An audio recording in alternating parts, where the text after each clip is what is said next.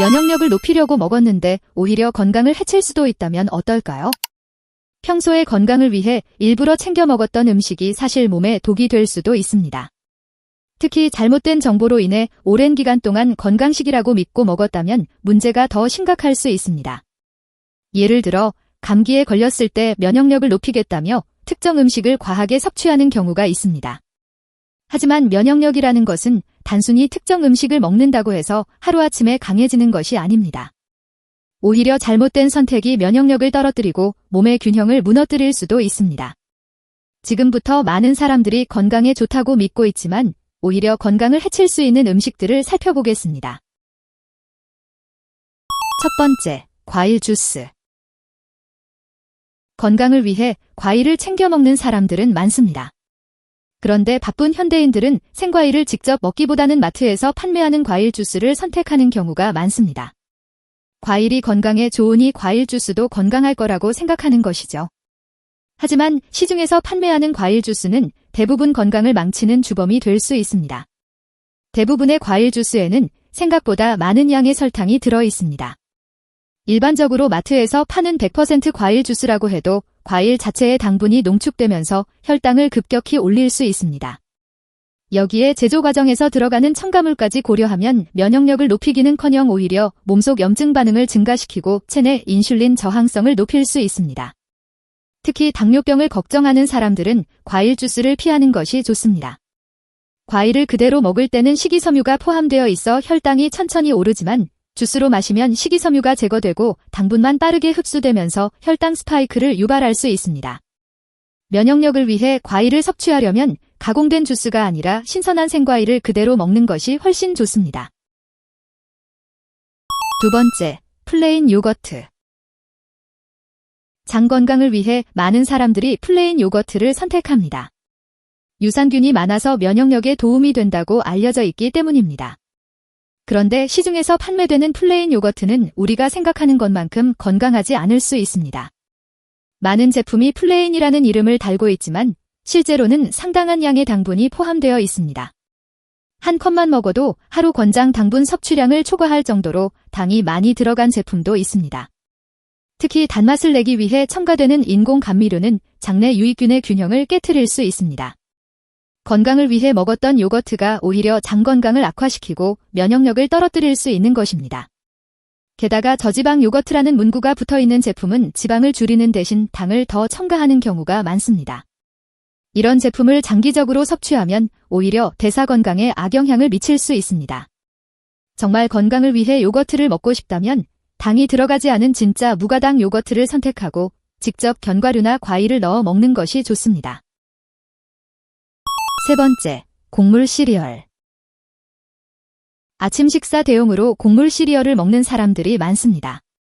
특히 바쁜 현대인들에게는 빠르고 간편한 한 끼가 될 수 있기 때문에 선호도가 높은데요. 겉보기에는 건강한 이미지가 강하고 곡물로 만들어졌다는 점에서 좋은 선택처럼 보일 수 있지만 실제로는 면역력을 강화하는 음식과는 거리가 멉니다. 오히려 꾸준히 섭취하면 건강에 악영향을 미칠 수 있습니다. 시중에서 판매되는 대부분의 곡물 시리얼은 정제된 탄수화물로 이루어져 있습니다. 정제된 탄수화물은 소화가 빠르게 이루어져 혈당을 급격히 상승시킵니다. 아침에 시리얼을 먹으면 당장은 에너지가 넘치는 것처럼 느껴질 수 있지만 혈당이 급격히 올라갔다가 곧바로 떨어지면서 금세 피로감을 느낄 가능성이 큽니다. 이런 혈당 변동이 반복되면 몸에 불필요한 스트레스를 주고 결국 면역 기능이 약해질 수 있습니다. 게다가 시리얼에는 상당량의 설탕이 포함되어 있습니다. 어린이용 제품뿐만 아니라 성인을 위한 건강 시리얼이라고 광고하는 제품들조차도 높은 당 함량을 가지고 있는 경우가 많습니다. 이렇게 지속적으로 높은 당을 섭취하면 체내 염증 반응이 증가하고 인슐린 저항성이 생길 가능성이 높아지며 이는 면역 체계에도 부정적인 영향을 미칠 수 있습니다. 또한 많은 곡물 시리얼 제품에는 합성 비타민과 미네랄이 첨가되어 있습니다. 포장지에는 다양한 영양소가 포함되어 있다고 강조되지만 자연식품에서 얻을 수 있는 비타민과 미네랄과는 흡수율이 다릅니다. 가공 과정에서 식품 본연의 영양소가 상당 부분 손실되기 때문에 인위적으로 첨가하는 것인데 문제는 이런 합성 영양소가 오히려 체내 균형을 깨트릴 수도 있다는 점입니다.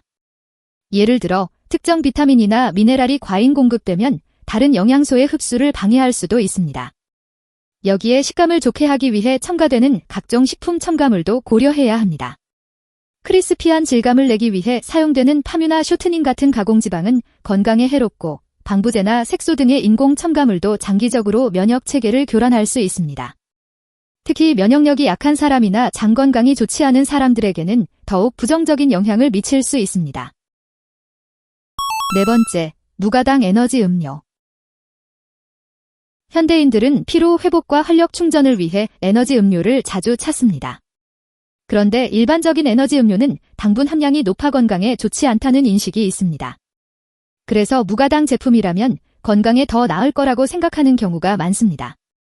하지만 무가당 에너지 음료 역시 건강을 해칠 수 있는 요소가 많으며 특히 면역력과 관련해서는 더욱 신중하게 접근해야 합니다. 무가당 에너지 음료는 설탕 대신 인공 감미료를 사용하여 단맛을 내는 경우가 많습니다. 문제는 일부 인공 감미료가 장내 유익균을 감소시키고 장내 미생물 균형을 무너뜨릴 수 있다는 점입니다. 면역력의 대부분은 장 건강과 밀접한 관련이 있기 때문에 장내 균형이 깨지면 면역력이 떨어질 가능성이 높아집니다. 특히 아스파탐, 수크랄로스 같은 감미료는 단맛을 내면서도 몸이 이를 당분으로 착각해 인슐린 분비를 자극할 수 있습니다. 이는 혈당 조절을 어렵게 만들고 장기적으로 대사 건강을 해칠 수 있습니다.